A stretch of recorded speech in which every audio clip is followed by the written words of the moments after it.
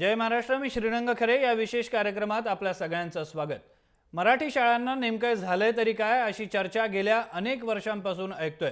मात्र पालिकेच्या मराठी शाळांना कशी घरघर लागले याचं उत्तम उदाहरण आपल्याला मुंबईमध्येच बघायला मिळतंय आणि ते देखील मराठी बहुल दादर भागामध्ये।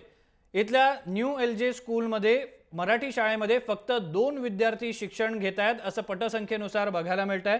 मात्र दुर्दैवी बाब म्हणजे हे दोनही विद्यार्थी शाळेतच येत नाही। 2011 पासून या शाळेच्या स्थलांतरणासाठी मागणी करण्यात येते, मात्र अद्याप कोणत्याही प्रकारचा निर्णय याबाबत घेण्यात आलेला नाहीये।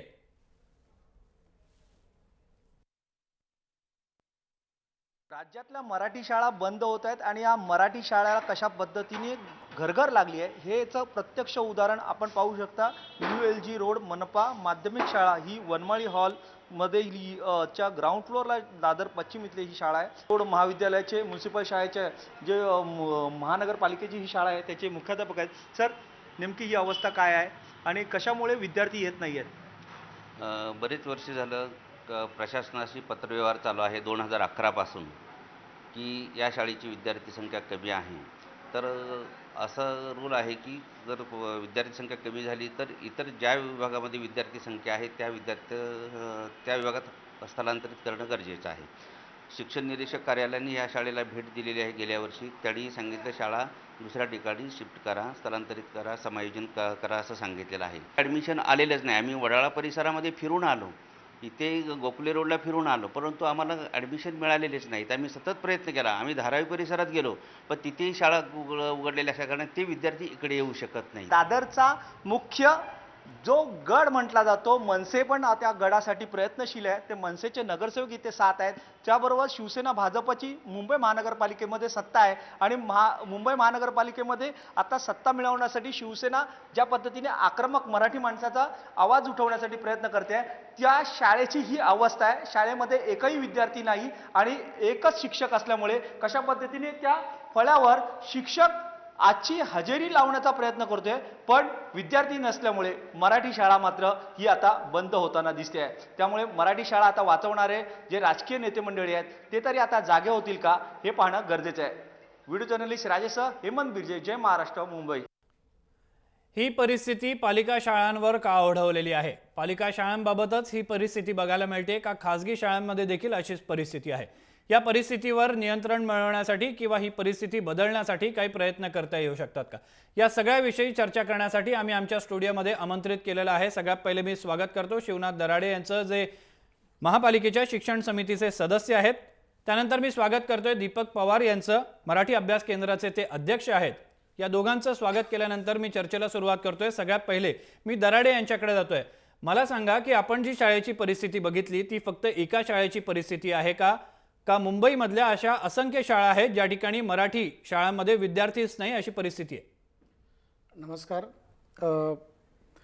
फक्त ही एका शाळेची स्थिती मांडलेली नाही आहे। एक समितीचा सदस्य म्हणून आणि त्याच्या अगोदरही 19 वर्ष शिक्षण क्षेत्रात काम करत असल्यानंतर अनेक शाळांना भेटी देण्याचा योग आला।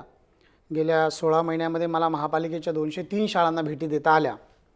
त्यानंतर सगळीकडेच ह्या फक्त मराठी माध्यमाचीच नाही, या मुंबई शहरामध्ये उर्दू माध्यमाच्या शाळा आहे, गुजराती माध्यमाच्या, तामिळ, तेलुगू, कन्नड। तर तामिळ, तेलुगू आणि कन्नडची अतिशय दारुण परिस्थिती आहे। गुजरातीची अतिशय वाईट परिस्थिती आहे। त्यांच्या मानाने मराठीची बरी आहे। बरं, आपल्या महापालिकेच्या आता 368 मराठी शाळा आहे, परंतु विद्यार्थी संख्या अतिशय कमी राहिलेली आहे, खरं आहे। 60,771 विद्यार्थी या 368 शाळांमध्ये शिल्लक आहे। या व्यतिरिक्त आपल्या खाजगी मराठी शाळांची संख्या 204 अनुदानित शाळा आहे आणि 60 विनानुदानित शाळा आहे। यांच्यामध्ये 1.25 लाखापर्यंत विद्यार्थी शिल्लक राहिलेले आहे। म्हणजे मुंबई महानगरामध्ये 8.25 लाख विद्यार्थी प्राथमिक शिक्षण घेतात।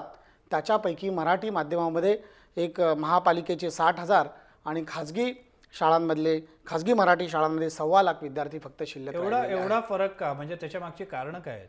याच्यामागे एकतर पालकांची मानसिकता हे मुख्य कारण आहेच आहे। आपल्या पाल्याला कोणत्या माध्यमामध्ये शिकवावं हा ज्या त्या पालकाचा प्रश्न आहे, परंतु पालकांची मानसिकता अशी का झाली हा मोठा प्रश्न आहे। याचं मुख्य कारण म्हणजे दर्जेदार इंग्रजी आपल्या मराठी शाळांमध्ये अगोदर शिकवलं गेलं नाही गेल्या 30-35 वर्षाच्या पूर्वी। आणि त्याच्यामुळे माझा मुलगा जर इंग्रजीमध्ये मागे पडला तर मग उच्च शिक्षणामध्ये त्याचं काही खरं नाही आणि उच्च शिक्षणामध्ये तो मागे पडेल हे मुख्य आणि महत्त्वाचं कारण होतं. जर एक 25-30 वर्षापूर्वी जर आपण तिथे जर दर्जेदार इंग्रजी या मराठी शाळांमध्ये शिकवलं असतं तर ही परिस्थिती ओढवली नसती असं मला वाटतंय. बरं, पवार सरांकडे आपण जाऊया. पवार सर, आपण दराडे काय म्हणाले ते ऐकलं. दर्जेदार इंग्रजी शिक्षण 30-35 वर्षांपूर्वी दिलं नाही असा त्यांचा एक म्हणणं आहे, त्यांचं निरीक्षण आहे. हे निरीक्षण खरं आहे का? आणि जर हे निरीक्षण खरं असेल तर मग सगळ्याच मराठी शाळांना ही घर का नाही लागली? एक महत्त्वाची गोष्ट अशी की 30-35 वर्षांच्या पूर्वी इंग्रजी भाषेचं किंवा इंग्रजी माध्यमाचं आज जितकं स्तोम आपल्या देशामध्ये माजवलेलं आहे तेवढं काही स्तोम नव्हतं. आणि आपल्याकडे एका टप्प्यानंतर म्हणजे 6वी नंतर इंग्रजी शिकवावं अशा प्रकारची भूमिका म्हणजे अगदी बाळासाहेब खेरांच्या काळापासून नंतरच्या काळामध्ये होती. त्यामुळे ग्रामीण भागामध्ये बऱ्याच मुलांना इंग्रजी चांगलं आलं नाही आणि त्यातले जे पालक त्याच्यानंतरच्या काळामध्ये शहरात आले त्यांना नोकऱ्यांच्या काळामध्ये सुरुवातीला मुलाखती देताना काही ठिकाणी अडचणी आल्या आणि त्या मंडळींना असं वाटायला लागलं की ज्या प्रकारची अडचण आपल्याला आली ती आपल्या मुलांना येता कामा नये. पण एका अर्थाने ह्या सगळ्या त्यांना ज्या काही गोष्टी सहन कराव्या लागल्या त्याची ही खूपच तीव्र अशा प्रकारची म्हणजे एका अर्थाने ओव्हर रिॲक्शन आहे. गेल्या 20 वर्षांमध्ये मात्र असं झालं आहे भारतामध्ये की इंग्रजी शिक्षण आणि इंग्रजी माध्यमातलं शिक्षण या दोन वेगळ्या गोष्टी आहेत हे आपल्याकडे लक्षात येत नाही. रामकृष्ण मोऱ्यांच्या काळापासून आपण पहिलीपासून इंग्रजी मराठी माध्यमाच्या शाळांमध्ये सुरू केलं, पण ते ज्या दर्जाचं आपल्याला शिकवायला पाहिजे होतं तशा दर्जाचं अजूनही मराठी माध्यमाच्या शाळांमध्ये शिकवलं जात नाही. पण याचा दुसरा भाग असाही आहे की इंग्रजी माध्यमाच्या शाळांमध्ये सुद्धा अतिशय वाईट दर्जाचे इंग्रजी आणि अतिशय वाईट दर्जाचे इतर विषयही शिकवले जातात. फक्त मराठी माध्यमाच्या शाळांमध्ये एखादी गोष्ट बरी किंवा वाईट शिकवली जात असेल तर पालक शाळेमध्ये आज जाऊन प्रश्न विचारू शकतात. इंग्रजी माध्यमाच्या शाळांमध्ये मात्र पालक सभांना किंवा इतरत्र अगदी फीच्या बाबतीत सुद्धा पालक इतके दबून असतात त्या शाळांच्या व्यवस्थापनांना. अगदी ती शाळा SSC बोर्डाची असली तरीसुद्धा आता जसे पालक ICSE, CBSE, IGCSE आणि IB बोर्डामध्ये आपल्या मुलांना घालतायत अशा ठिकाणी तर पालकांना एका अर्थाने आवाजच नाही आहे. त्यामुळे त्या शाळांमधल्या दर्जांबद्दल अतिशय साशंकता असूनसुद्धा लोकांना असं वाटतं की ह्या शाळा चकचकीत आहेत, या शाळांमध्ये AC आहे, या शाळांमधली मुलं टाय वापरतात आणि या शाळांमध्ये आपली मुलं गेली की ती एका वेगळ्या वर्गात असतील. याच्यामुळे मोठ्या प्रमाणामध्ये घरघर आपल्याकडच्या शाळांना लागली आहे. ज्या प्रकारचे बदल खाजगी मराठी शाळांनी आपल्याकडे केले म्हणजे बालमोहन असेल, सायनची DS हायस्कूल असेल किंवा गोरेगावची नंदादीपसारखी शाळा असेल, या प्रकारच्या शाळांनी जे बदल केले त्या प्रकारचे बदल आपल्याकडे महापालिका आणि जिल्हा परिषदेच्या शाळांनी त्या वेगाने केले नाहीत. बरं, मला दराडे सरांना हाच प्रश्न विचारायचा आहे. बदल होणं हे अपरिहार्य गोष्ट असते. प्रत्येक गोष्ट बदलत जाणं गरजेचं असतं. काळानुरूप ती बदलायला पाहिजे. पालिका शाळांमध्ये इतका पैसा, इतकं बजेट असताना, सगळ्यांना माहिती आहे की मुंबई महापालिकेचं बजेट किती आहे, इतक्या सगळ्या गोष्टी असताना देखील पालिकांच्या शाळांची स्थिती सुधारत नाही. ही सगळ्यात महत्त्वाची गोष्ट आहे असं तुम्हाला वाटत नाही का? हे खरं आहे, स्थितीबाबत आपण जे विधान केलं आहे, पण स्थिती सुधारण्यासाठी अजिबात काही होत नाही असंही नाही आहे. मी स्वतःच खूप समस्या मांडलेल्या आहे, पण जे खरं चांगलं चाललं आहे, सुधारणा होत आहे तेही सांगायला आवश्यक आहे. आंध्र प्रदेशामध्ये जो सेप शाळा सुधार प्रकल्प चालतो त्याच्यामध्ये कृतीयुक्त शिक्षणावर भर दिला जातो. त्या कृतीयुक्त शिक्षणाचा प्रयोग मुंबई महानगरपालिकाच्या शाळांमध्ये 2 माध्यमाला, मराठी माध्यम आणि हिंदी माध्यमाला सुरू केलेला आहे आणि त्याचा एवढा परिणामही आहे, चांगला आहे मराठी माध्यमामध्ये. मी स्वतः जाऊन 203 शाळांपैकी एक 50 ते 60 मराठी शाळांमध्ये गेलो असेल. बाकीच्या अन्य माध्यमाच्या शाळा होत्या पालिकेच्या. त्याच्यामध्ये मी वर्गांमध्ये विद्यार्थ्यांना कुणाला वाचता येत नाही 5वीपर्यंत, 4थीपर्यंत शाळा असेल तर 4थीपर्यंत, असं एक थोडंसं ओव्हरऑल विचारून पाहिलं तर पूर्वी जी विद्यार्थ्यांची वाचन क्षमता होती त्याच्यापेक्षा नक्की आता सुधारणा आहे. म्हणजे सेप प्रकल्पामुळे, शाळा सुधार प्रकल्पामुळे बदल होतोय, फरक पडलेला आहे. एखादाच असा विद्यार्थी असतो प्रत्येक वर्गामध्ये आत्ता सध्या महापालिकेच्या मराठी शाळांमध्ये की त्याला अस्खलितपणे मराठी वाचता येत नाही. एखादा दुसरा विद्यार्थी असतो एकेका वर्गामध्ये आणि वर्गातली विद्यार्थी संख्या काही सारखी नाही, कुठे 20 आहे, 25 आहे, 30 आहे, 40 आहे, 50 आहे. पण ओव्हरऑल असं मला दिसलं की बदल होतो, सुधारणा होतो, बदल होतोय, सुधारणा होत आहे तुम्ही म्हणताय, पण त्याचे परिणाम दिसत नाही. परिणाम जे दिसायला हवे, जर बदल झाले असते तर विद्यार्थी मोठ्या संख्येने आले असते. असं दिसत नाही, उलट विद्यार्थी गळत चाललेले. हां, परिणाम विद्यार्थी संख्येवर दिसत नाही हे खरं आहे, पण गुणवत्तेवर दिसतोय. मागच्या वर्षीपेक्षा महापालिकेच्या शाळांचा पण विद्यार्थीच उरले result नाही तर आहे. गुणवत्ता कशी राहणार? याचं दुसरंही एक कारण आहे की पूर्वी शाळांची संख्या कमी होती. आता एकेका किलोमीटरच्या परिसरामध्ये खूप शाळा. आता आपण जो न्यूज दाखवली LJ स्कूलचं. न्यू एल जे स्कूलच्या बाजूला 10 फूट अंतरावर छबिलदास शाळा आहे. 500 मीटर अंतरावर बालमोहन आहे. 550 मीटरवर उलन लेन महापालिकेची माध्यमिक शाळा आहे. बाजूला साने गुरुजी आहे. ह्या शाळा होत्या, पण याच्यातल्या काही शाळा नव्याने सुरू झालेल्या आहे. असे चित्र इतर विभागामध्ये, दादर विभागामध्ये नसेल. आणि शाळांची संख्या वाढल्यामुळे विद्यार्थी विभागलेले, ही सुद्धा एक गोष्ट त्याच्यामध्ये आपण विचारात घेतली पाहिजे. महापालिका शाळांमध्ये अजून इंग्रजी शाळा नव्याने सुरू केल्या आहे. मुंबई पब्लिक स्कूल नावाच्या शाळा सुरू केलेल्या आहे. म्हणजे महापालिकेच्या स्वतःच्याही शाळांची विद्यार्थी संख्या वाढलेली आहे. त्यामुळे मराठी माध्यमात जात असलेले विद्यार्थी इंग्रजी माध्यमाकडे, पालिकेच्याच इंग्रजी माध्यमाकडे डायव्हर्ट झालेले आहे, हे सुद्धा खरं आहे. त्यामुळे मी काही त्याचं समर्थन करत नाही की MPS स्कूल महानगरपालिकेने इंग्रजी शाळा सुरू करायलाच पाहिजे होत्या होलसेलमध्ये 2007-08ला. याचं काही मी समर्थन करत तुम्ही नाही. समर्थन नाही करत आहात, मात्र या एका आपण चर्चेची एक बाजू बघतोय, दुसरी बाजू आपण बघण्याचा प्रयत्न करणार आहोत. ज्या पद्धतीनं खासगी शाळा असतील आणि खासगी शाळांमध्ये पण कोणत्या CBSE, ICSE इंटरनॅशनल स्कूल आहेत, त्या शाळेतले विद्यार्थी आणि त्या शाळेतील विद्यार्थ्यांचे पालक यांची एक वेगळीच समस्या आहे. यातल्याच एका पालकानं ही समस्या शिक्षण मंत्री विनोद तावडे यांच्यासमोर मांडली, ती देखील एका पत्रातनं. ते पत्र आपण बघूया. आदरणीय श्री विनोदजी तावडे यांच आपल्या काही दिवसांपूर्वीच्या पोस्ट वाचल्या आणि आपण सुशिक्षित असल्याची खात्री पटली. आम्ही सुद्धा काही प्रमाणात शिक्षित आहोत आणि आमच्या मुलांना चांगलं शिक्षण देण्याचा प्रयत्न करतोय. आपण शिक्षण क्षेत्रात बरंच काम करत असल्यानं आमच्या काही खालील प्रश्नांची उत्तरं आपण काही अंशी देऊ शकाल असं वाटलं, म्हणून हा पत्रप्रपंच. नर्सरी, ज्युनियर KG ते अगदी 2री-3री पर्यंतच्या म्हणजे वय वर्ष 3 ते 8 या मुलांकडून विविध प्रोजेक्ट करून घेण्याचं फरमान कुठल्या शहाण्या शिक्षण तज्ज्ञानं सुचवलं आणि कोणत्या उद्देशानं? या वयात मुलांना कैची म्हणजेच कात्री हातात धरता येत नाही हे समजण्यासाठी कोणत्याही तज्ज्ञाची गरज आहे का? 3. यातील जवळजवळ सर्व ॲक्टिव्हिटीज आणि प्रोजेक्ट्स बिचारे पालक आपला कामधंदा संपून घरी येऊन करतात हे आपणास माहिती आहे का? 4.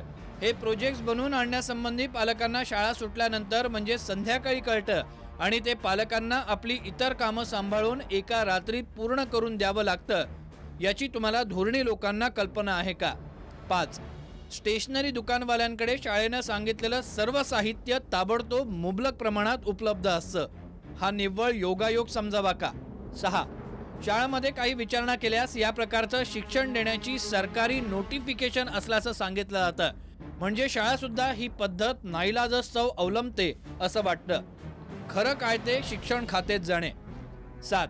आपल्या शिक्षकांनी कधी आपल्याकडून अशा पद्धतीनं अभ्यास करून घेतल्याचं आपल्याला आठवतंय का?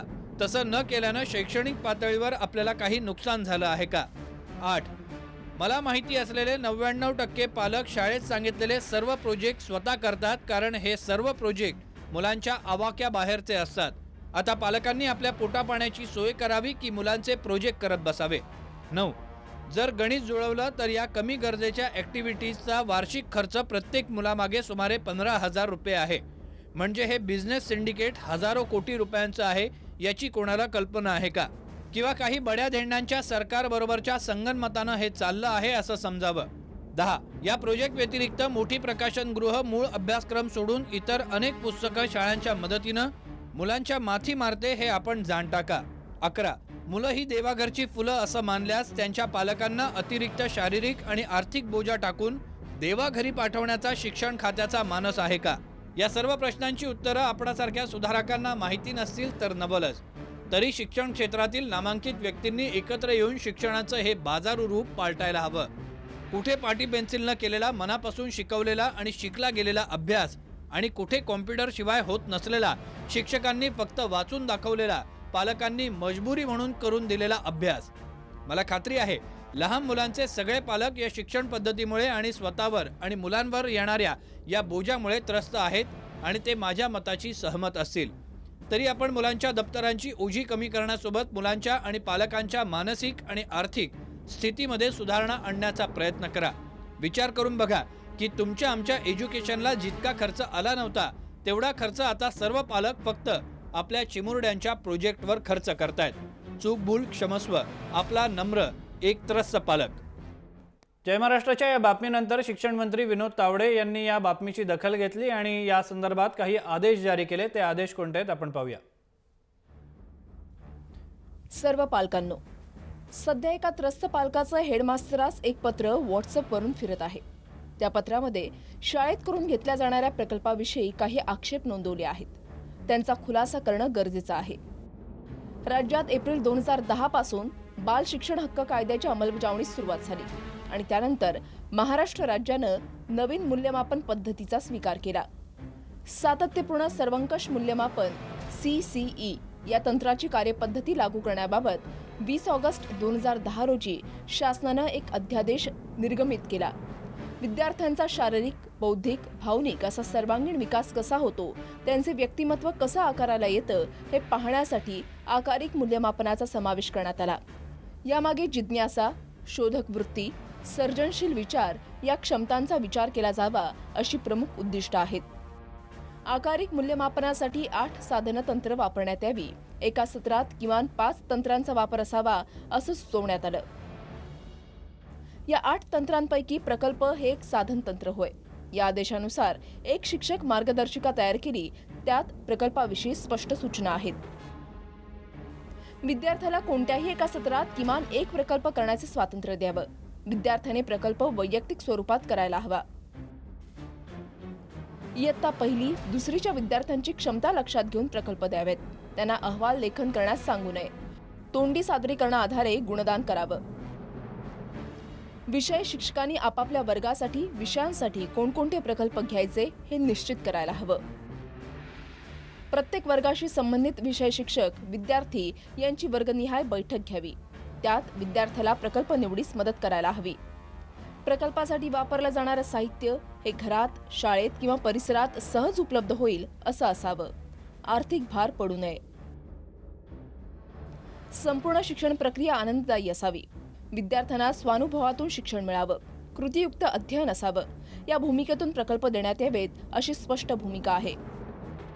एका सत्रात एकच प्रकल्प विद्यार्थ्यांनी करावा. पाठ्यपुस्तकात पाठाच्या खाली उपक्रम दिले आहेत. त्या उपक्रमातून प्रकल्पांचे विषय पुढे येणं अपेक्षित आहे. उदाहरणार्थ, इयत्ता 3री मध्ये मंडईत कोणत्या भाज्या व फळे दिसतात त्याची यादी तयार करा हा उपक्रम आहे, तर त्यापुढे भाज्यांचे वर्गीकरणाचे तक्ते करा, माहिती लिहा. तसंच एक बी असणारी फळं व अनेक बिया असणारी फळं यांची यादी करा. चित्र काढा, माहिती लिहा हा प्रकल्पाचा विषय उपक्रमातून पुढे येतो. विद्यार्थ्यांना रोज शाळेमध्ये खाद्यपदार्थ दिले जातात. त्या पदार्थांमध्ये कोणते घटक असतात याची माहिती विद्यार्थ्यांनी गोळा करावी. त्यातील प्रथिनांची यादी करणं हा प्रकल्पाचा विषय होऊ शकतो, ज्यातून विद्यार्थ्यांना पौष्टिक अन्नपदार्थांचे महत्त्व समजू शकतं. सर्व शिक्षकांनी या मार्गदर्शिकेचं अध्ययन करून समस्त विद्यार्थी व पालक वर्गाला प्रकल्पाच्या जोखडातून मुक्त करावं असे निर्देश देत आहे. श्रीयुत विनोद तावडे, शालेय शिक्षण मंत्री, महाराष्ट्र राज्य. मी पवार सरांकडे जातोय. पवार सर, मगाशी तुमच्या चर्चेमध्ये उल्लेख आला पेरेंट टीचर मीटिंगमध्ये कसं खाजगी शाळांमध्ये पालक जे असतात ते दबून असतात. आपण आता एक पत्र बघितलं, त्या पालकाची देखील अशाच पद्धतीची व्यथा आहे. जर पालिकेनं दर्जेदार उत्तम शिक्षण दिलं, आपण आता हे चर्चा करतोय, अर्थात त्याची अंमलबजावणी करणं हे पालिका आणि त्या शाळांवर अवलंबून आहे. मात्र ज्या पद्धतीचं खाजगी शाळांमध्ये शिक्षण दिलं जातं ते पालिका शाळांमध्ये दिलं जाऊ शकत नाही का? आणि जर दिलं जाऊ शकतं तर मग हे सगळे प्रकार आपोआप बंद होतील. पालिकेच्या शाळांमध्ये किंवा जिल्हा परिषदेच्या शाळांमध्ये किंवा सर्व प्रकारच्या मराठी शाळांमध्ये इंग्रजी शाळांच्या तोडीचं किंवा त्याहीपेक्षा उजवं शिक्षण दिलं जाणं शक्य आहे. किंबहुना अनेक ठिकाणी ते दिलं जातं, पण त्यासाठीची जी भावना, त्यासाठीचा जो विचार एक संघटित स्वरूपामध्ये करायला हवा तो मात्र आपल्याकडे घडताना दिसत नाही.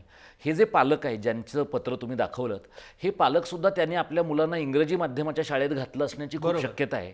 याचं कारण एवढा प्रचंड खर्च हा मराठी माध्यमाच्या आणि SSC बोर्डाच्या शाळेमध्ये होत नाही. त्यामुळे त्यांनी मुख्यमंत्र्यांना पत्र लिहायला काहीच हरकत नव्हती, पण ते लिहिण्याआधी आपल्या मुलाला कोणत्या माध्यमात घालायचं याचा विचार त्यांनी जरा केला असता तर बरं झालं असतं. आणि दुसरी महत्त्वाची गोष्ट की तावडे साहेबांनी ज्या शिक्षण हक्क कायद्याचा उल्लेख केला आहे त्यातल्या अनेक गोष्टी शाळा मान्य करत नाहीत किंवा प्रत्यक्षात अंमलात आणत नाहीत. पण ह्या शिक्षण हक्क कायद्याचा मराठी शाळांवर एक परिणाम असा झालेला आहे की शिक्षण हक्क कायद्याच्या अंतर्गत जी वंचित घटकांसाठी 25% मुलांचं आरक्षण आहे, त्यासाठी नगरसेवकांच्या आणि आमदारांच्या ज्या चिठ्ठ्या वेगवेगळ्या शाळांना दिल्या जातात त्या सर्वसाधारणपणे विभागातल्या इंग्रजी माध्यमाच्या शाळांना दिल्या जातात. हे एक आणखी महत्त्वाचं कारण आहे महापालिकेच्या आणि जिल्हा परिषदेच्या शाळांना घरघर लागण्याचं. पण यासाठी पालकांच्या पत्रांना एक चांगलं उत्तर तावडे साहेबांनी दिलं आहे. पण या सरकारने या वर्षीच्या शाळा सुरू झाल्या त्या दिवशी जी जाहिरात काढलेली आहे त्यामध्ये जिल्हा परिषदेच्या शाळांमध्ये अमुक इतके हजार मुलांनी इंग्रजी माध्यमात प्रवेश घेतला हे सरकारनं आपली अचीवमेंट म्हणून जाहिरात दाखवली करावी आहे. लागली. म्हणजे मग सरकारने ठरवायला पाहिजे की त्यांना मराठी शाळा जगवायच्या आहेत का इंग्रजी शाळांचं दुकान वाढवायचं आहे. बरं, एक जाता जाता दराडे सरांना प्रश्न विचारतोय. आपण ही सगळी चर्चा ऐकली, हा नवा पैलू ऐकला. एक आशेचा किरण दिसतो अजूनही पालिकेच्या शाळा बंद होण्याच्या आधीचा. तुम्हाला हा किरण दिसतोय आणि खरोखर पालिकेच्या शाळा मग मराठी असोत कुठल्याही असोत त्या जगतील असं वाटतं? हो, एक तर नक्कीच. आणि एक तर शिक्षण मंत्र्यांनी या पत्राची दखल घेतली. अतिशय संवेदनशील शिक्षण मंत्री आहे, ते नाकारून चालणार नाही. कारण पहिल्यामध्ये आणि आत्तामध्ये खूप बदल होतोय, खूप चांगले विचार येत आहेत, खूप चांगले प्रयत्न होत आहेत. लगेच हे सगळं बदलणार नाही. पण मला आशा आहे की वेगवेगळे प्रकल्प आणि महानगरपालिकेच्या शाळांमध्ये चालतात आहे गुणवत्ता वाढीसाठी. आणि इन्फ्रास्ट्रक्चर आता चांगलं होतं आहे. आता 27 वस्तू पहिल्याच दिवशी शाळेमध्ये दिल्या. सर्व शिक्षकांचं समायोजन जवळजवळ पूर्ण झालेलं आहे. त्यामुळे नक्की याच्यामध्ये बदल होते. आणि गेल्या वर्षभरामध्ये सतत प्रश्न मांडून मी 97 प्रश्न मांडले आत्तापर्यंत. आणि बहुतेक विषयात थोडं थोडं काय होईना पण काम सुरू आहे. पवार सरांनी एक फक्त मुद्दा मांडला की 25% ॲडमिशनसाठी चिठ्ठ्या वगैरे लागतात. 25% ॲडमिशन ही ऑनलाईन प्रक्रिया आहे, त्याच्यासाठी चिठ्ठ्या वगैरे चालत नाही. त्याच्यावरही माझं पण लक्ष आहे. चिठ्ठ्या लागतात. नाही, चिठ्ठ्या लागत नाही. 25% ॲडमिशन जे आर्थिकदृष्ट्या दुर्बल घटकातल्या मुलांना दिले जातात त्याच्यासाठी चिठ्ठ्या चालत नाही. जागा शिल्लक त्याच्यातून राहिल्या तरी पुन्हा आम्ही त्याची दुसरी लॉटरी काढायला सांगतो आणि ती लॉटरी काढून हा प्रवेश याच मुलांना मिळेल याच्यासाठी आग्रह आहे. आणि आमचं लक्ष आहे, माझं वैयक्तिक, मी 8-10 दिवसाने ते जे बघणारे याचं काम बघणारे निसार खान त्यांच्याशी, मुंबईचा, त्यांच्याशी माझा दर 8 दिवसाला या विषयात डायलॉग असतो. हे तुमचा अतिशय संपर्क practical आहे. आहे, चांगली गोष्ट आहे. तुमचं लक्ष असू द्या आणि पालिकांच्या ज्या शाळा आहेत त्यांचा दर्जा सुधारावा इतकीच सगळ्यांची अपेक्षा आहे. मराठीला जर पुन्हा तेच वैभव मिळवून द्यायचं असेल तर हे सगळे प्रयत्न होणं गरजेचं आहे. मी या दोघांचे आभार मानतो आणि या चर्चेत इथेच थांबतो. तुम्ही पाहत राहा जय महाराष्ट्र.